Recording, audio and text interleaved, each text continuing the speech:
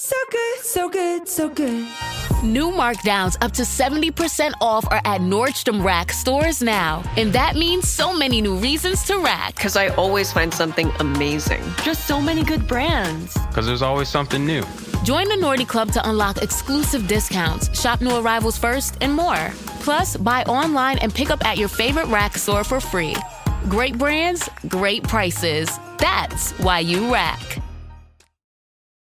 Good things come in fours, like ukulele strings, boy band members, and PayPal Pay in 4. No fees, no interest, no impact on your credit score. Just the flexibility to pay the way that works for you. Strum it, hum it, pay it in 4. Download the PayPal app to get started. Subject to approval. Learn more at paypal.com/payin4. PayPal Inc. NMLS 910457. No one goes to Hank's for his spreadsheets. They go for a darn good pizza. Lately, though, the shop's been quiet, so Hank decides to bring back the $1 slice. He asks Copilot in Microsoft Excel to look at his sales and costs and help him see if he can afford it. Copilot shows Hank where the money's going and which little extras make the dollar slice work. Now Hank has a line out the door. Hank makes the pizza, Copilot handles the spreadsheets. Learn more at m365copilot.com/work. Welcome to another Find the Edge production for the Premier League Cricket Club. Connecting players and coaches, clubs and leagues, volunteers and supporters alike, you're in the right place for the best of the 33 ECB Premier Leagues and the 20 NCCA counties, bringing you the stories, the stats and the standout performances that make this game great. Don't forget to hit the subscribe button to both our Premier League and NCCA shows so you don't miss any episodes. Now, shall we get stuck in? So welcome everybody to the Captain's Table, and once again we're looking ahead to the 2026 season. It's Lancashire's turn, and joining us from our really good friends at Lowerhouse, great supporters of the Premier League Cricket Club, we got the skipper Ben Heap, who led the side to the Lancashire League Championship last year. First time since 2014, wasn't it, Ben? How was that, mate? Yeah, that's right. Good evening, Ian. Yeah, fantastic achievement. Won it by some margin as well. But like you say, it's in terms of the club's history, 2014 isn't that long ago, but it does feel a long time ago now. That's where I was coming at with it. It just, you talk to anyone at the club, I talked to Adam, you talked to Stan and to Jez 18 months ago, they came on the show. It did feel as though it was almost back in the day, as they say, isn't it? Yeah, definitely. I've been lucky enough to be a part of every little bit of silverware that the club's won. But we've gone over it many times, but the club didn't win anything until 2004. So in the grand scheme of things, it's not been that long. But yeah, it's been 2014. They're still playing now. Absolutely. Hey, and you mentioned it already, and I was going to bring it up. You won at a canter. There's no two ways about it. I mean, but as a skipper, how difficult/easy was that as the season kept going further in and you just kept them further and further apart, didn't you? Yeah. I mean, you obviously feel more comfortable with that sort of margin than it sort of being neck and neck. But it's a bit cliche, but everybody can beat everybody in that division. Yeah. And what I didn't want to happen is you lose one, then you lose another, and then it becomes a topic of conversation when it never really was once we sort of got 2/3 of the way through the season, really, if I'm being honest. Yeah, and I think you've just hit the nail on the head there. We reckon it was 2/3 of the way through the season. You guys were probably the most nailed on champions of the 33 Premier Leagues. Now, that's saying a hell of a lot. And you must look around the rest of the country and see other results, I'm sure, and think, bloody hell, we're doing really well here. Yeah, absolutely. I remember a particular game, I think it was Darwin away. I don't have a fixture booklet to hand, but that was a sort of, we just got knocked out of the cup in a bit of a controversial game against our rivals Burnley, and we went to Darwin the day after, and I reckon there were probably maybe 6 to 8 games, something like that, left out of the 22 that we play, and that was a big win. They'd beaten us there. It's a tough wicket to play on. They'd beaten us there a couple of times previously in the last few seasons, and we went there and won, where everybody sort of chipped in. And that felt like a real moment, really, where everybody sort of grinded away and got the result. Is that where you think that championship came from last year? You've used the word chipped in. If you look across the league tables of top batters, top bowlers, it's not like you guys at the top three here. You literally had everybody doing something all the way through, didn't you? Yeah, absolutely. And we bat from 1 to 11. And, you know, and rightly so, there's a lot of focus on the way that we bat, which has sort of been a much more front foot positive style since Selby came in, which is the pro, for those that don't know. But we bat right from 1 to 11. And when I say that, I mean it. Everybody in the team has got a Lancashire League 50 to the name. So, yeah. You know, that sort of speaks for itself. And as number 11, Joe Martin, he's got a Lancashire League ton to his name. So, yeah, we've got batters all the way down, and then different sorts of bowlers for different sort of days. Absolutely. How would you describe the season overall for you guys then, in terms of obviously successful, but was there somewhere down the line where you go, that's a missed opportunity? Absolutely. We could have been in a position where, you know, apart from the Lancashire Cup, we got a tough draw there. We were away at Penrith first round. Then Salpy gets a niggle, and we go back to Netherfield second round, and we can't have a sub pro, and we didn't particularly play well up there. But yeah, the T20 Worsley Cup, we got to the final of the T20 and the semi-final of the Worsley Cup, I think, something like that. And yeah, we could have ended up mopping up, as they say. But you know, sort of, to get that monkey off his back with the league, for this group of players in particular, was very satisfying. And I think that's a perfect way to put it. That monkey's off the back, and also at the same time, your old rivals from down the road, they were not having the best of seasons, is the best way to put it. So you'd have expected to be right up against Burnley, wouldn't you, all the way through? But it didn't work out that way. No, they had one of those seasons where it just didn't quite work out. You know, they're still a good side. They'll always be there or thereabouts and beating the top teams and certainly putting us under pressure. But yeah, I think we beat them twice in the league. They knocked us out in the cup in a shortened game. But yeah, it just didn't quite click for them last year. But I'm sure they'll be there or thereabouts this year. 100%, I'm certain about that. Just looking at your group that you've got, you say you've got an interesting group, I think, because you've got that experience all the way down to the proper youngsters coming through, haven't you? Mm-hmm. Who surprised you the most in your side last year? Who's the one that's the one who really come through? I'm going to say Joey Hawke. He's got a lot on these days. He's a policeman. He's got a young child. But on his day, bowling with the old ball as a seamer with a keeper up for long spells. You know, sort of 10, 15 over spells from the short boundary. He's one guy that always pulls through. And I guess my right-hand man these days will probably be Paddy Martin, who opens the bowling as an off-spinner. Again, from the short boundary. Always reliable, plays every game. I think those two, I as a captain, you know, I'm an opening batsman, and it's great when the side's batting first and it's all going well, and you know the team's going to get 250 and you're coasting really. But as a captain, you rely heavily on your bowlers when you're out in the field. You can have all the plans in the world, but if your bowlers can't pull it off, you're pretty screwed.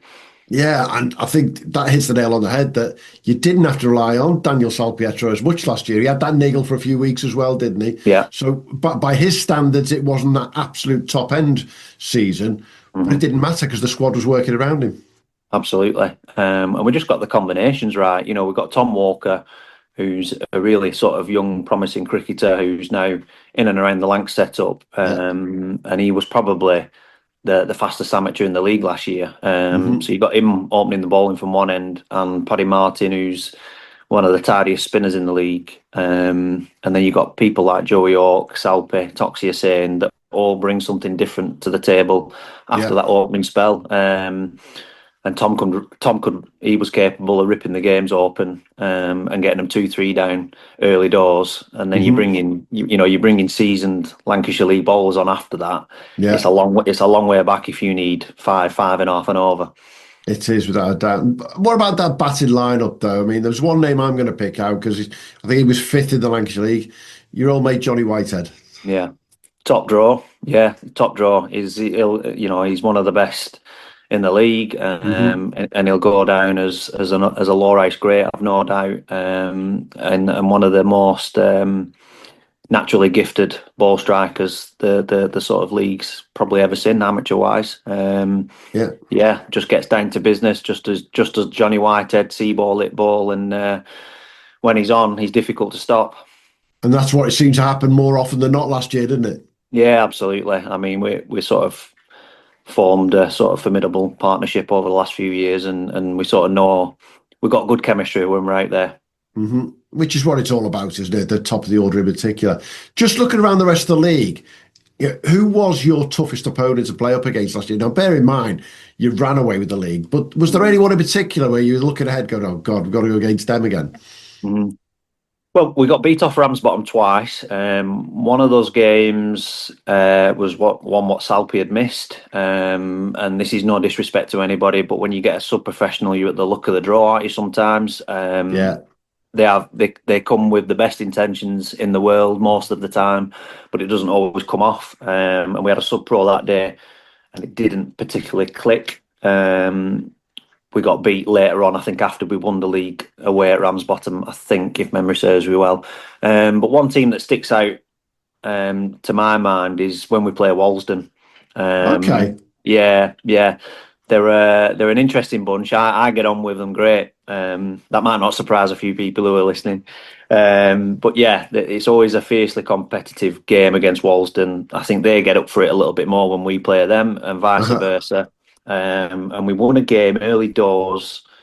We bowled pretty well. We bowled them out for 150 and didn't bat well second time round. And we're scratching around a little bit. And Joe Martin, Paddy Martin, and Hawkey, they sort of seen us home 9 down, which is a big win really. And it's those we seem to have those types of games against them a lot where it's nip and tuck. Yeah, and that sort of sums up your season for me. When you were in trouble at that, any game really, that 6 down, 7 down, back end of those 3 batters coming in at 9, 10, 11. You got through a couple of times like that, didn't you? 100%. Yeah, absolutely. And you need that. You need, it's not always going to go smoothly. And I think we lost 3 in the league.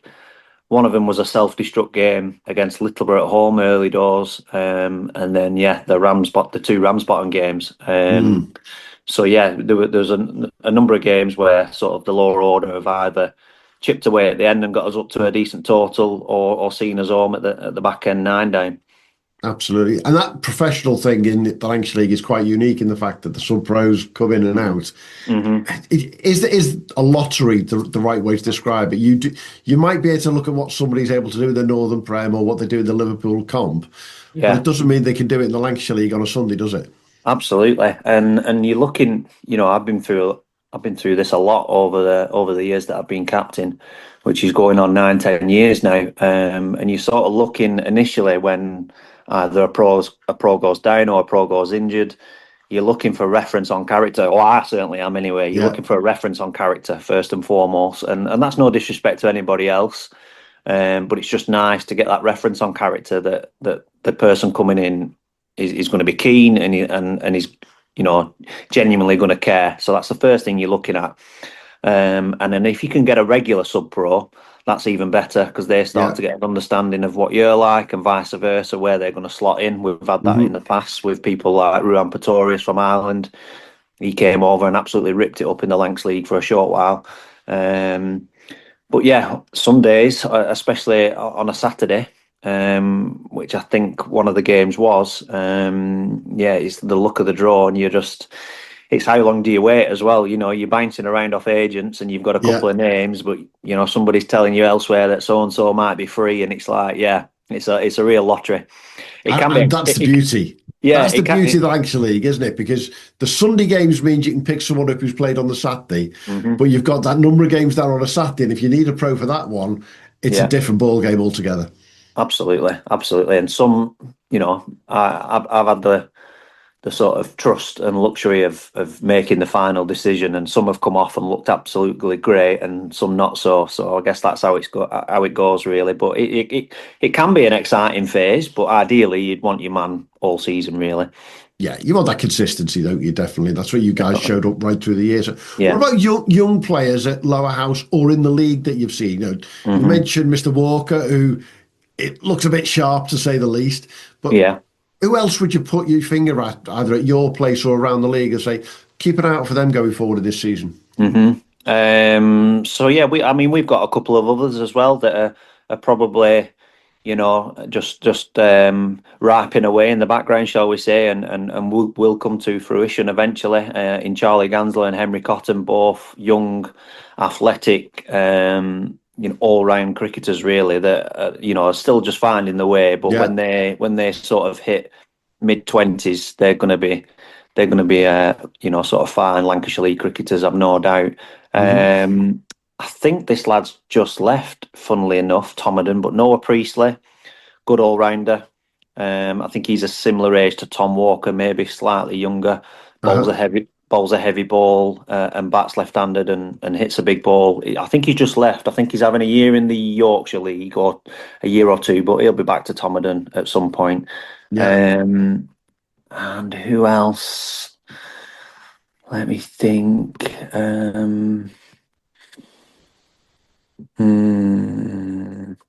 There was a lad. He bowled quite sharply. There was a lad at Norden. Oh, that's going to bug me. He was an opening bowler. I think he's at Segba. His last name's going to avoid me. Okay. But Norden have got a young lad who bowls sharply at the back end of the season.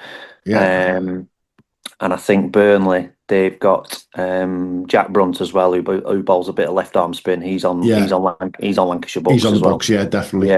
Yeah. And that's the beauty of the Lancashire League, that they can come from literally all over the place. It's not like we've got without naming any other leagues, but there are some leagues where it might be 2 or 3 clubs where you've got players coming through all the time, and then the Lancashire League's not like that, is it? Yeah, definitely. Yeah. The talent's sort of well spread, especially around the top division. Yeah, most definitely. So if you could take one thing from last year then and say that's something we need to improve for 2026, because you're a captain, that means you're always going to have something to improve on. You're never going to think it's perfect. What would you say that is for this year? Probably our T20 stuff, if we're being honest. I mean, I'm not actually captain of that side, but obviously I still play, and Paddy Martin's captain on those evenings just sort of give me a break a little bit. So obviously I still have a bit of input. But we can probably improve our T20 cricket, if I'm being completely honest. I don't think we've quite clicked and found our sort of consistent method in that format. And then it's making sure that we go on another cup run. With the bowling attack that we've got, we've got probably, if I'm being completely honest, in terms of cup sides, we've probably got the strongest, or if not right up there, 5 or 6 bowlers in the league. So as whilst we got to the semi last year, a season without a cup run with the current side would feel probably like a bit of a flop, if I'm honest, and that goes for the Lancs knockout as well. Yeah, I haven't got the draw in front of me. Who have you got in the Lancs knockout? We've got Settle away, so that's it's another journey. It's another journey. That's the three on the trot. If you're listening out there, LCF. I'm not sold on the format. I've got to be honest. I think the earlier rounds need to be regionalised somehow. I don't know how. I don't have an answer. But yeah, we're Settle away. The Burnley opening bowl has just gone back there, so that should be good fun. It is a controversial one. Don't enter the Lancashire Cup, enter the National instead. Yeah, I'd love to have a go at stuff like that. I really would. But yeah, I don't know what the answer is long term, because as you well know, the Lancashire League's a Sunday league, and it's a bit of a minefield in terms of moving fixtures to a Saturday and allowing that kind of stuff. It's a shame, because as a captain and as a player, I'd love to have a go at stuff like that. I really would. Yeah, most definitely. What about the group through the winter? I mean, it's 6 months. It's a long bloody time. How do you keep them motivated through the winter? Apart from the obvious, your social club never seems to stop at Lowerhouse. Yeah. So, well, the social side, I've been having this discussion today actually with our selector Joe Beneducci, and the social side and the business side of the club. To my understanding, he's booming in it and he's thriving. And it's a lot different now to when I started. You know, back when I was sort of 15, 16, you were relying on players heavily to add to that social side and to add to the income of an event, shall we say. But you know, that's the business side of it, and the social side of it is a completely different animal these days. So the players do get down there from time to time, but a lot of the boys are of a certain age as well, sort of mid to late 30s, early 40s. So, you know, they've got, you know, big responsibilities outside of the cricket club as well, and jobs and children. You know, we're not a side that's made up completely of lads in their early 20s that can go down there every Sunday, for example. And during the season, when we put in, when we're on, we really put in. You know, we're there, as most of the others are, but we're there Tuesday, Thursday, and during May and early June, we can be playing Friday, Saturday, Sunday. So it's a big commitment for amateur cricket. It is a big commitment. So the lads keep themselves motivated, if I'm being completely honest. We've had a couple of lads go out to Australia. We've got Tom Walker, who's been with Lancashire. Charlie Gansler's down in Loughborough. A couple of other lads who are at uni. So I guess the lads that are sort of left behind from that, shall we say, are the ones who are in the sort of mid to late 30s and got jobs and responsibilities. So, yeah, absolutely. So we didn't get together properly until March for 4 indoor sessions, and then we've been outside now for a fortnight. We were meant to play on Sunday at Northern, and it fell foul of the weather last minute. And I had pretty much a full strength team out bar one, I think. So you know, everybody's reasonably keen. Just hope this weather keeps up, and then we're in the Ron Singleton, not this weekend, the Saturday after, and then play Rami again, who we're playing the Ron Singleton the day after in the league, the first league game. And away you go straight away then. What about yourself? You've been captain, as you say, 9-10 years now. You've been at Lowerhouse, man and boy. Is there anything you feel that yourself personally you want to improve on from last year? It's just keep striving to improve. I know that's a bit of a cliche, but keep striving to improve, keep striving to improve and learn as a captain. You know, even though I've been doing it sort of 9-10 years, I'm still learning about myself, learning about my players, and I'd like to think that the rest of the group, you know, look at me as somebody probably a little bit rough around the edges at times, but never stands still and is always looking to improve, whether that's technically or psychologically in my own head for my own game or as a captain. And Dan Pietro has been a massive help, and I find a sort of real friend and mentor in Dan. He's great on the sort of psychological side of things. So just like I say, it's a bit of a cliche, but just all round, just keep chipping away and striving to improve all round, really. Absolutely. So come on then, early gut feeling for 2026. There's been some, how can I put it, interesting movement transfer-wise around the Lancashire League. It's actually not been that busy, but there's been some interesting ones coming in. You know, Lasego, Sadakwane going to Enfield. You know, South African bowler, that's quite a big one, isn't it? You know, Ockhart's re-signed at Burnley. Surprise, surprise. You guys have got Salpi. Is there anyone transfer-wise that you've seen and thought, that's one we've now got to keep an eye on? I got the ins and outs actually the other day, and some of the clubs have been a little bit busier than you'd think. I think Norden have made quite a few signings. They're always busy in the transfer market. Burnley have brought in Callum Clark, who's from Padiham, decent amateur, and Ryan Canning, who's a former professional. But I think Burnley have lost a couple of bowlers. It's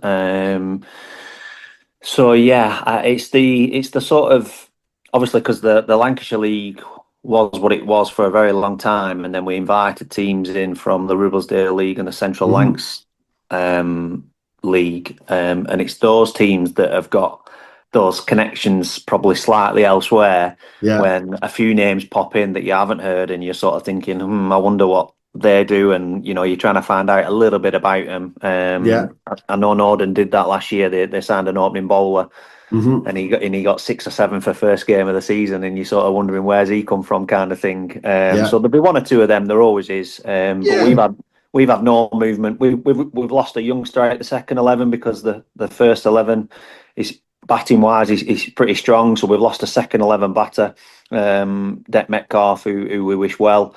And we'll probably see back at Lowerhouse at some point. But other than that, we've had no ins and outs, which I'm more than happy about. Everybody's fit and everybody's keen. Everybody's keen to get going. So we're probably, when you look at the ins and outs, which will come out on the Lancashire League website at some point, we're probably the most stable out that top division. But you had one signing in particular, the earliest signing of anyone, I think, which was re-signing Salpy at the end of the day. Yeah, absolutely. And he's sort of, pulling the strings, behind me and behind the scenes all the time, and he's helps with the sort of man management of the side, and sees things before they happen. And I've got to go out there and open the batting as well and face the first ball. So you need somebody like that in your team. And Francois Asbrook as well. He's another one. He's another one who's played professional cricket, and he's great at that sort of thing as well. Absolutely. So come on then. Top 3 Lancashire League this year. Don't sit on the fence. Lowerhouse plus who else is going to be in that top 3 looking around that league? Yeah, I think Ramsbottom will be there or thereabouts. If the Pro has a good season, they've sort of signed a well-seasoned Pro from Bay Cup. And yeah, we'll be in the mix. We'll be there or thereabouts, I'm sure. And then, yeah, if Burnley get going, there can be a force to be reckoned with, as I've already touched on. So Burnley or Clitheroe or something like that. But yeah, I think us and Ramsbottom will be there or thereabouts.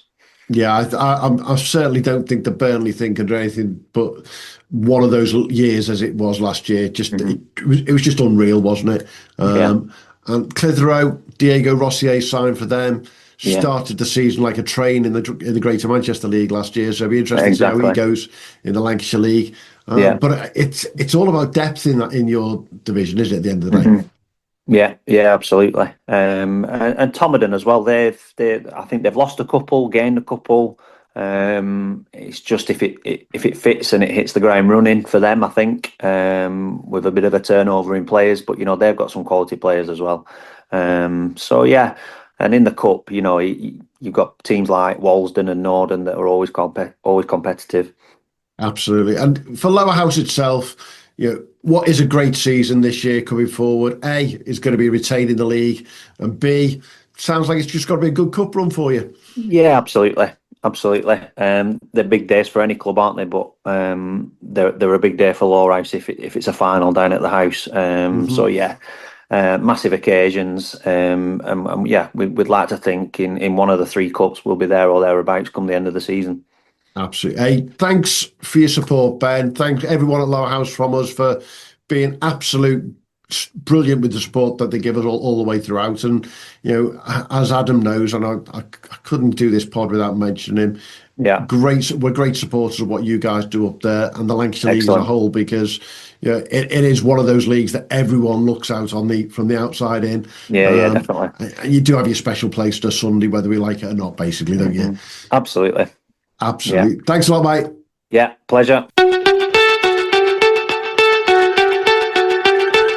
Right, it's time for teammates once again, and as you all know, we love a bit of T10 cricket, so it's going to be 10 questions, fast as you can. This week, Ben Heap from Lowerhouse. Ben, who's most likely to be late?